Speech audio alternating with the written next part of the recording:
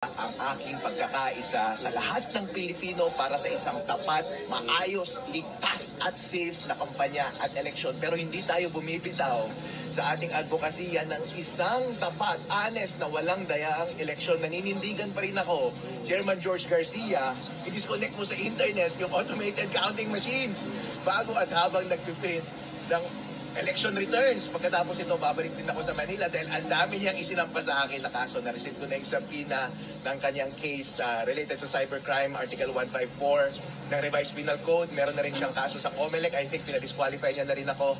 And meron na rin election code offense. Hindi ko lang po pumasok na yung disbarment at saka yung CPA pagtanggal ng lisensya sa PRC. Pero sir, medyo marami pa tayong panahon para sumagot. Harapin natin yan.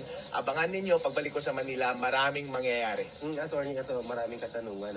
What is the purpose you joining this kind of, anong gusto mo ipakita, you joining this kind of unity?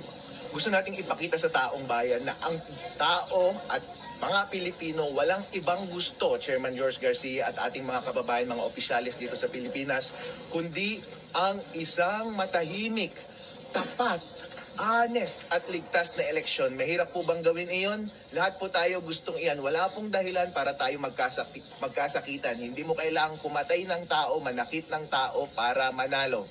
Ang posisyon ay bagay lamang na nag-e-exist sa ating daigdig. Okay lang namang matalo, wag nating piliin, hindi worth it na manakit ng kapwa mo o ng kalaban mo o patayin mo ang kalaban mo para lamang sa isang posisyon. Actually, yung mga taong gustong manakit at pumatay ng kanilang mga kalaban sa politika, sila lang yung taong gustong magnakaw sa gobyerno dahil mas malaki ang halaga ng kanilang nanakawin kaysa sa buhay ng isang tao. Last na lang siguro, attorney, ito, alam natin na ikaw wala naghihiling yan. Kung kukumpara natin sa buhay ng mga mamamayang Pilipino na sa Manila, you have kumbaga, meron ka na tayong paparing luxury na mabuhay ng simple. Pero anong purpose why run for a government position?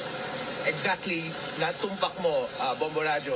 Kasi ako, medyo maayos na ako, narating ko na yung gusto kong marating, pero paano ang ating mga kababayan? Sila mismo hindi nila kaya iangat ang kanilang mga sarili dahil sa ating kurap at abusadong gobyerno. Kailangan nila ng tagapagtanggol, ng magdadala sa kanila, at walang ibang makakagawa nun kundi ang mga taong tapat at ang tanging malasakit lamang ay ang kanilang kabutihan. Katulad ng Team Alvin Uy dito sa Reyna Mercedes. Alright, sir. Maraming salamat at maganda. Maraming salamat, Bombo Radio. Magandang araw.